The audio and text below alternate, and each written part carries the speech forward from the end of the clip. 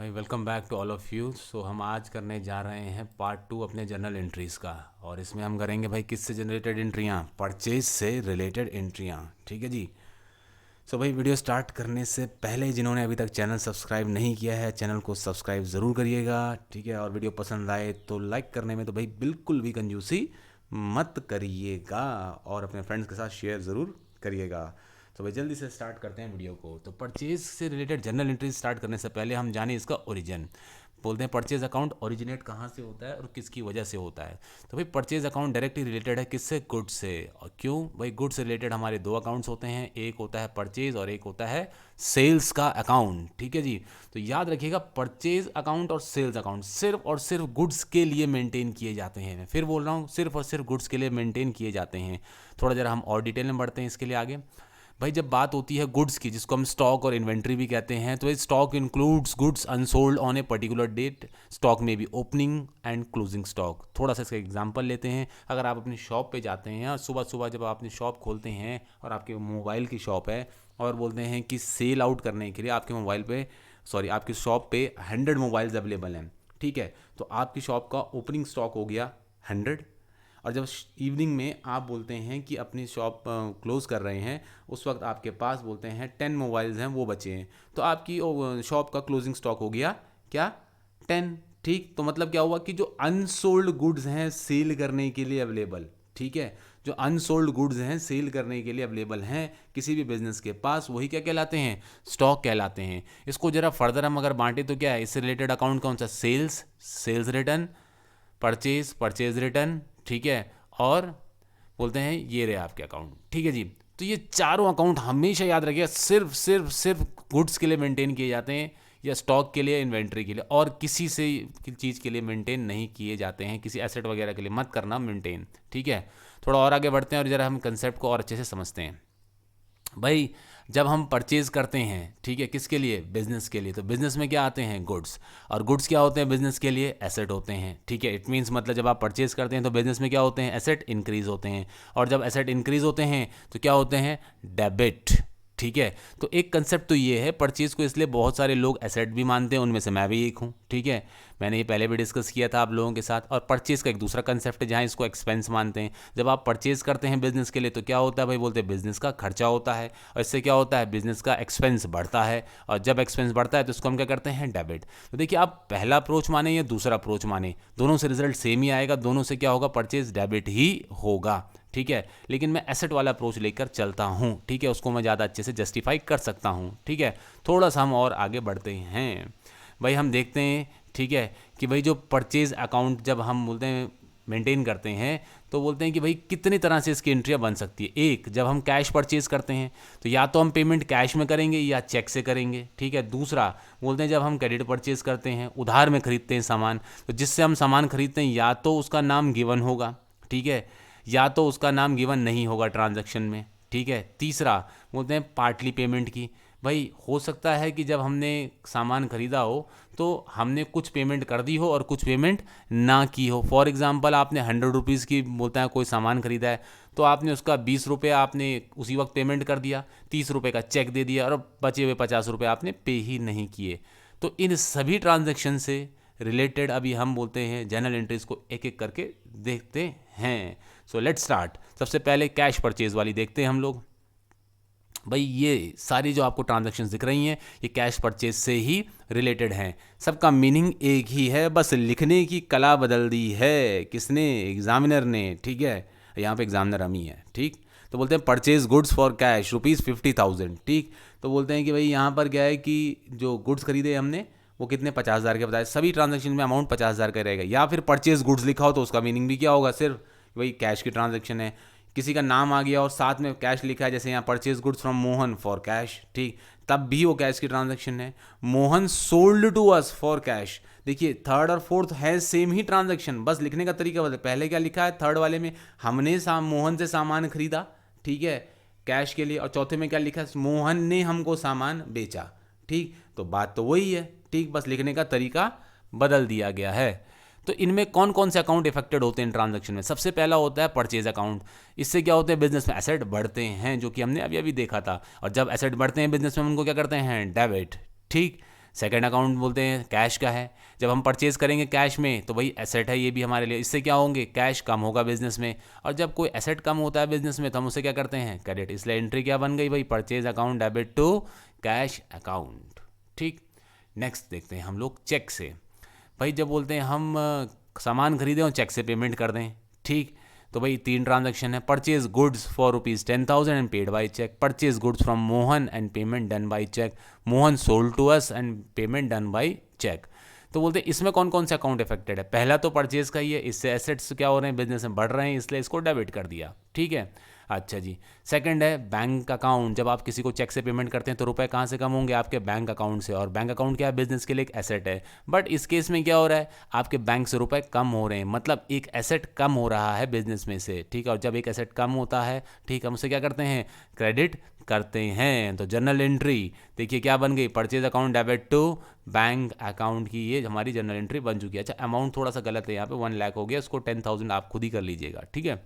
Next है purchase goods on credit. अभी credit वाली ट्रांजैक्शंस आ गई हमारे पास, मैंने बताया था या तो नाम गिवन होगा या तो नहीं होगा, तो ये वो ट्रांजैक्शन जहां नेम गिवन नहीं होता है, ठीक है। देखिए ये तो बोला है कि उधार पे सामान खरीदा, लेकिन किससे खरीदा है ये नहीं बोला है।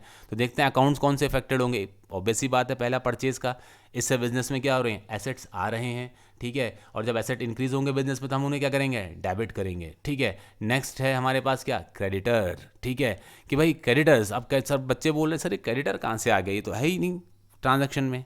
बच्चे जब हम किसी से सामान खरीदते हैं ना उधार पर, तो वो हमारे बिजनेस के लिए क्या बन जाते हैं क्रेडिटर बन जाते हैं, ठीक है। क्रेडिटर वाला मैंने एक स्पेसिफिक वीडियो बनाया हुआ है, आप उसको बेसिक टर्म्स ऑफ अकाउंटिंग में जाके देख लीजिएगा, वहाँ से क्लियर होगा आपको, ठीक। तो उनको हम क्या कहते हैं क्रेडिटर कहते हैं। और ये क्या होते हैं हमारे बिजनेस के लिए लायबिलिटी होती हैं, ठीक है, कि भाई क्योंकि हमारे बिजनेस ने इनको पे करना है, और क्या है भाई लायबिलिटी अब बढ़ रही है, ठीक है, क्योंकि हमने अब इनको पे करना है। तो जब लायबिलिटी बढ़ेगी तो क्या होगा भाई हम इनको क्या करेंगे क्रेडिट कर डालेंगे, रूल यही कहते हैं। तो जनरल एंट्री क्या बन गई हमारी purchase account debit to creditors account, ठीक है। 20,000 की ये जनरल एंट्री हमारी बनकर तैयार हो चुकी है। अब हम देखते हैं कि अगर नेम गिवन हो तो भाई जैसे कि यहाँ पर है purchase goods from Mohan on credit, बोले कि मोहन से सामान खरीदा है हमने उधार पे 20,000 का, तो देखिए है ये भी उधार की एंट्री जैसे पिछली बार थी, तो पहला अकाउंट तो परचेज का इफेक्टेड होगा और वो डेबिट हो जाएगा, क्यों भाई एसेट इंक्रीज हो रहे हैं उसकी वजह से बिजनेस में गुड्स नाम के एसेट, ठीक है। दूसरा अकाउंट कौन सा, देखिए पिछले वाले में क्या था नेम गिवन नहीं था, इसमें नेम गिवन है, तो यहाँ हम क्रेडिटर नहीं लिखेंगे, क्रेडिटर का नाम, ठीक। मोहन क्या है हमारे बिजनेस के लिए एक क्रेडिटर है, क्योंकि हमारे बिजनेस ने मोहन को अभी पेमेंट करनी है, ठीक है। तो भाई हम क्रेडिटर ना लिखकर उसका नाम हमें पता है तो हम उसका नाम लिख देंगे।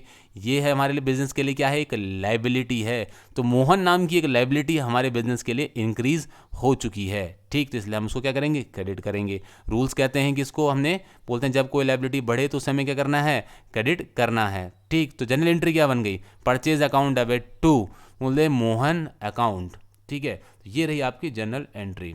अब एक और ट्रांजेक्शन देखते हैं, देखिए purchase goods from Vivek for ₹20,000। अब बच्चे बोल रहे हैं कि सर पिछली बार भी तो यही था, ये भी उधार की एंट्री है, ये ध्यान रखना क्रेडिट की, तो सर पिछली बार भी थी उसमें भी नेम गिवन था। ध्यान दीजिए यहाँ पर क्या है, देखिए परचेज गुड्स फ्रॉम मोहन, लेकिन साथ में क्या लिखा हुआ ऑन क्रेडिट, साफ लिखा हुआ है कि उधार पे खरीदा है। इस वाले में देखिए आप यहाँ पे बोल रहे हैं परचेज गुड्स फ्रॉम विवेक, बोले विवेक से सामान खरीदा, लेकिन ये नहीं लिखा है कि ऑन क्रेडिट, लेकिन तब भी ये उधार की एंट्री है। क्यों, देखिए अकाउंट्स क्या अज्यूम करता है कि जब ट्रांजैक्शन में किसी का नाम आ जाए और साथ में कैश ना लिखा हो, जैसे इसमें नहीं लिखा हुआ है, तो भाई कैश की तो ट्रांजैक्शन होगी नहीं, हम ये अज्यूम कर लेते हैं कि ये क्रेडिट की ही ट्रांजैक्शन होगी, मतलब हमने विवेक से उधार पे ही सामान खरीदा होगा। तो भाई जैसे पिछली बार पहला अकाउंट था परचेज का, इससे एसेट इंक्रीज हो रहे थे तो हमने इसको क्या किया डेबिट, ठीक है। और यहाँ पर विवेक भी हमारे क्या बन गए क्रेडिटर बन गए हमारे बिजनेस के लिए, और जिनकी वजह से क्या क्रेडिटर क्या होते हैं हमारे बिजनेस के लिए लायबिलिटी होते हैं, तो इसकी वजह से हमारे बिजनेस की लायबिलिटी इंक्रीज हो गई। और जब लायबिलिटी इंक्रीज होगी तो भाई हम उसको क्या करेंगे क्रेडिट करेंगे, ठीक है जी।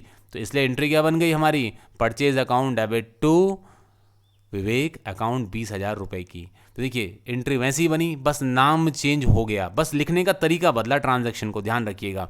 तो इसीलिए मैंने आपके लिए अलग से कर डाली। अब है पार्शली पेमेंट वाली, ठीक है, पार्टली पेमेंट वाली एंट्री देखते हैं हम लोग, ठीक। भाई ट्रांजैक्शन पे ध्यान दीजिएगा, बोले 2 लाख रुपए का सामान खरीदा है, जिसमें से हमने 30% कैश दे दिया, 40% चेक से पेमेंट कर दी, और जो balance to be paid after 6 month, और जो बचा हुआ रुपया उसको 6 महीने बाद देंगे। तो पहले भाई 2 लाख का 30% कितना हो गया, ठीक है 60,000। 2 लाख का 40% कितना हो गया 80,000, ठीक है। और जो अमाउंट बच गया वो हो गया आपका 60,000। देखते हैं अभी पहले, तो भाई पहले अकाउंट कौन सा इफेक्टेड है, परचेज, ये तो साफ सी बात है। इससे बोलते हैं कौन से भाई, बिजनेस में क्या हो रहा है, एसेट्स आ रहे हैं, तो ये तो डेबिट ही होगा। कितने की परचेज की भाई, कितने के एसेट आए बिजनेस में, 2 लाख रुपए के एसेट्स आए बिजनेस में, इसलिए पूरे 2 लाख रुपए। अच्छा, नेक्स्ट अकाउंट कौन सा है, कैश का। भाई ये क्या है, बिजनेस के लिए एसेट, लेकिन कैश जा रहा है बिजनेस में से, कितना कैश गया 30%, किसका 2 लाख का 30%, यानी 60,000 का कैश गया, तो इसको हम क्रेडिट करेंगे, ठीक है। और बोलते हैं नेक्स्ट अकाउंट कौन सा इफेक्टेड हो रहा है, बोलते हैं बैंक अकाउंट, ठीक है। और बोलते हैं कि बैंक अकाउंट अफेक्टेड हो रहा है, ये क्या है, बिजनेस के लिए एक एसेट है, ठीक है। बिजनेस के लिए एसेट है, लेकिन क्या बैंक से रुपए जा रहे हैं कि नहीं जा रहे हैं, क्यों जा रहे हैं, चेक से पेमेंट कर दी हमने, इसलिए जी, ठीक है। तो भाई कितनी पेमेंट की, 2 लाख का 40%, यानी 80,000 रुपये, 4 2 जा 8, ठीक। तो भाई इसलिए इसको भी हम क्रेडिट करेंगे, क्योंकि बैंक अकाउंट कम हो रहा है हमारा, यानी एक एसेट कम हो रहा है।